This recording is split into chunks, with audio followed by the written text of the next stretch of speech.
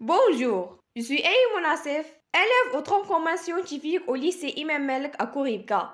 Dans cette vidéo, je vais vous montrer comment réaliser un diagramme ombrothermique d'une station à partir des données climatiques. Il s'agit d'un graphique représentant la variation mensuelle de la température et des précipitations.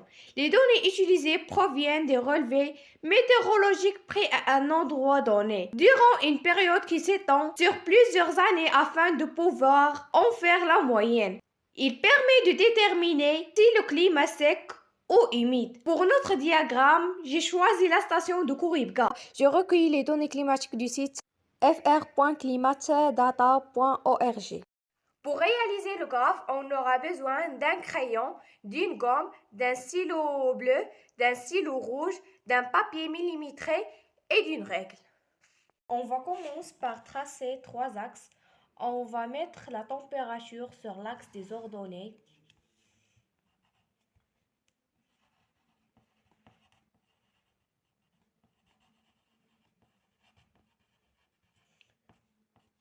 En degrés Celsius selon les données et les mois sur l'axe des abscisses.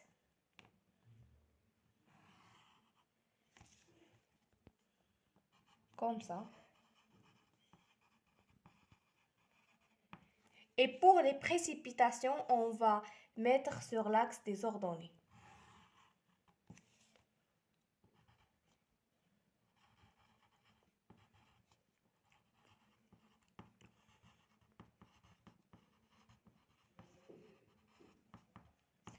En millimètres.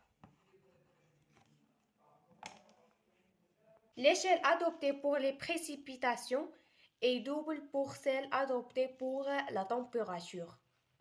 En regardant les données, on voit que la plus grande valeur des précipitations est 57 mm. On peut prendre 1 cm pour 10 mm et 1 cm pour 5 degrés Celsius. Puis on passe maintenant à la graduation. On a deux carreaux représentent 1 cm, donc on va représenter 10 mm ici, 20,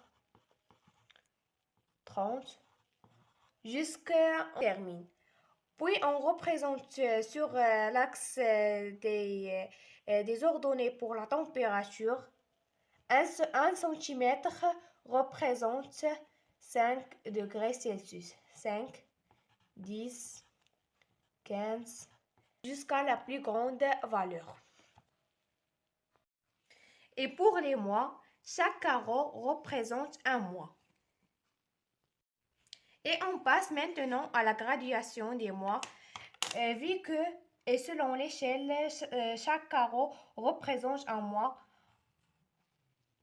Janvier, février, mars, ainsi de suite. Puis on représente la variation de la température mensuelle.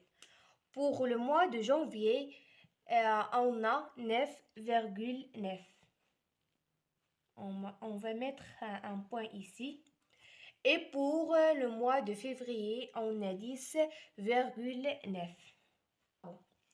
Et pour le mois de mars, on a 13,7. Ainsi de suite. Puis on relie les points par une couleur rouge. Comme ça.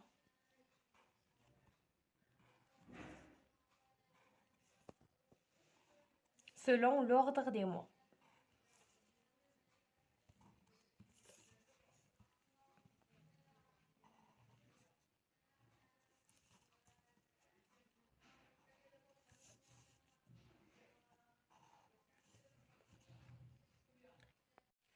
On passe maintenant à la représentation des précipitations. Pour le mois de janvier, on a 47.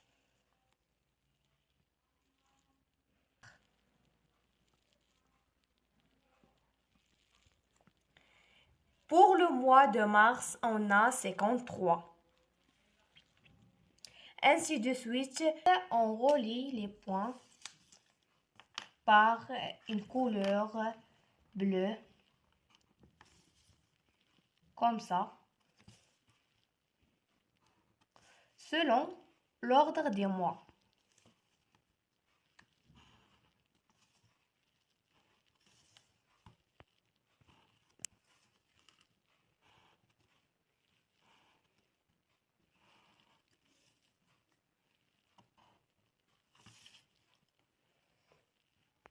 Et enfin, notre diagramme ombrothermique est réalisé, mais n'oublie pas d'écrire le titre en haut, le diagramme ombrothermique de Kuritka. Et finalement, je remercie chaleureusement mon professeur Mustafa Fetihi pour votre soutien.